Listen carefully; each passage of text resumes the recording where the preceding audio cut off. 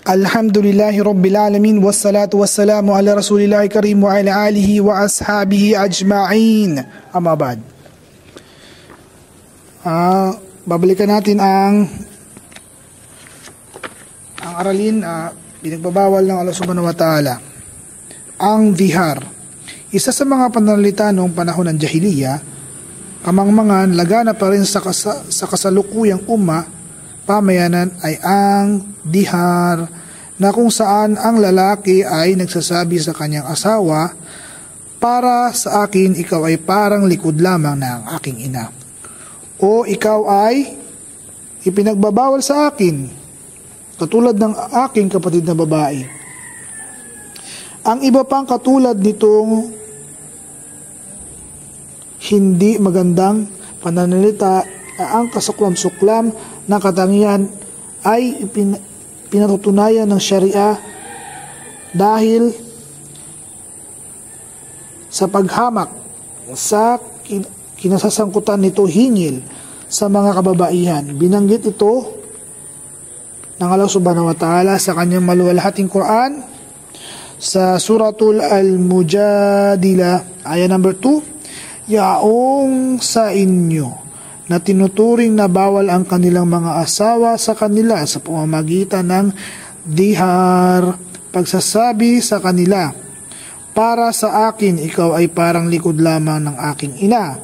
Kailanman hindi mangyayari sila ay maging ina sa kanila. Wala silang magiging ina maliban yaong nagsilang sa kanila. Katotohanan, sila ay nagbitiw ng masakit na salita at isang kasinungalingan. At katotohanan ng Allah ay lubos na nagpapatawad at lubos na mapagpatawad. Suratul Al-Mujadila, ayah number 2. Ang Sharia ay nagpapataw ng mabigat na kabayaran, kafara, sa pagkakasalang ito, katulad din ng kabayarang hinihingi mula sa pumatay ng tao nang di sinasadya o sa nakipagtalik sa mga araw ng Ramadan. Ang taong nakagawa ng dihar ay hindi pinahintulutang lumapit sa kanyang asawa hanggat hindi niya nababayaran ang kasalanang ito. Ang Allah Subhanahu wa Ta'ala ay nagsabi, at yaong tinuturing na bawal sa kanila ang kanilang mga asawa sa pamamagitan ng dihar, at ninanais nilang mapalaya ang kanilang mga sarili mula sa salitang kanilang sinambit, ang kabayaran sa kanyang pagkakasala ay pagpapalaya ng alipin bago sila magtalik sa isa't isa. Iyan ay isang paalala sa inyo upang sa gayon kayo huwag ulitin ang masamang bagay na ito, at ang Allah ay lubos na nakakalam ng inyong ginawa.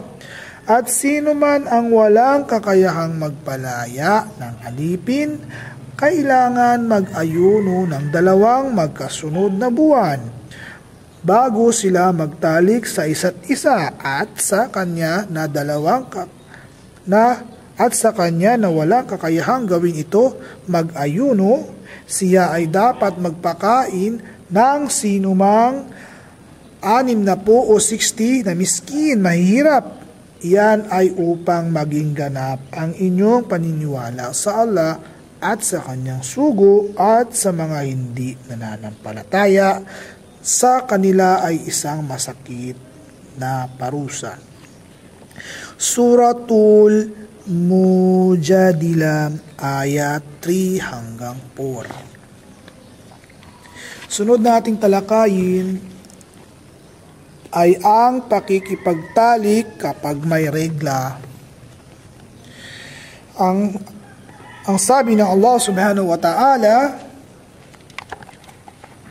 at kapag sila ay nagtanong hingil sa buwan ng dalaw, sabihin, iyan ay adha, pag nakapipinsalang bagay para sa, at kapag sila ay nagtanong hingil sa buwan ng dalaw, sabihin, Iyan sabihin iyan ay ada, nakapipinsalang bagay para sa asawang lalaki na makipagtalik sa kanyang asawa habang siya ay may buwanang dalaw. Sa makatuwid, lumayo kayo sa mga babae tuwing sila ay may buwanang dalaw at huwag kayong lumapit sa kanila hanggat sila ay magiging malinis mula sa dugo at na makapaligo. Suratul Baqarah, aya 222. Kaya ang isang lalaki ay hindi pinahihintulutang makipagtalik sa asawa hanggang ang buwanang dalaw ng asawa ay matapos at makapaligo, ghusl.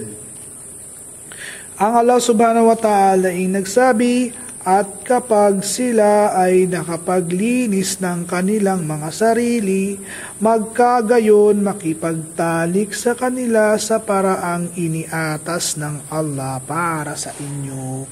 Suratul Baqarah, aya 222. Ang masamang larawan ng kasalanang ito ay binigyang linaw sa pamamagitan ng salita ng Propeta Muhammad.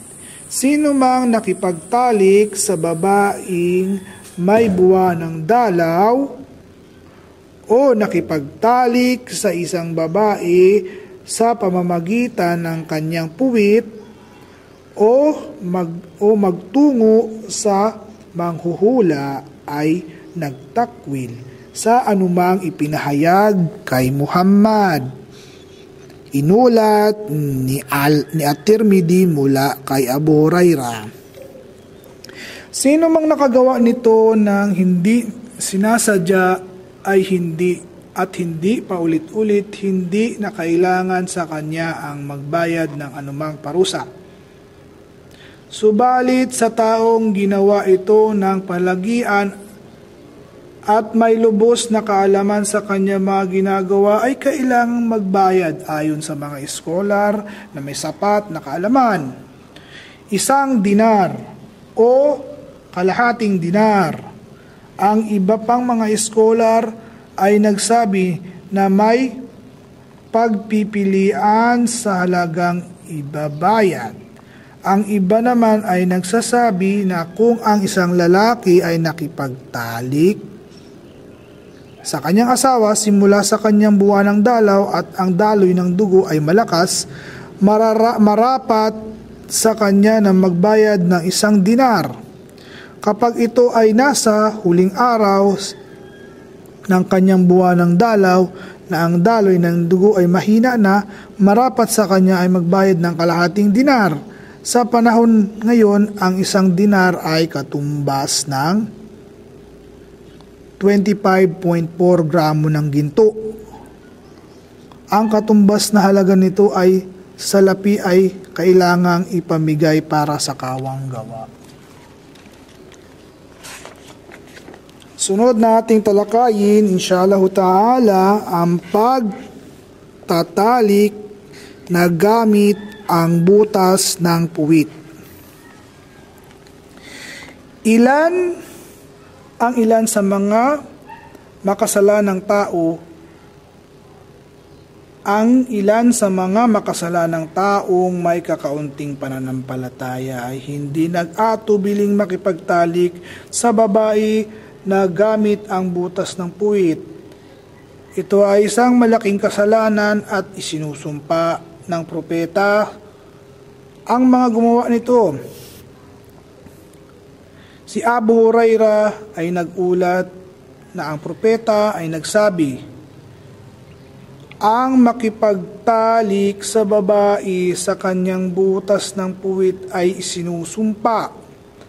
Katunayan, ang propeta Muhammad ay nagsabi, sino mang makipagtalik sa babaeng may buwanang dalaw o sa isang babae sa kanyang puwit o magtungo sa manghuhula ay nagtakwil sa anumang ipinahayag kay Muhammad.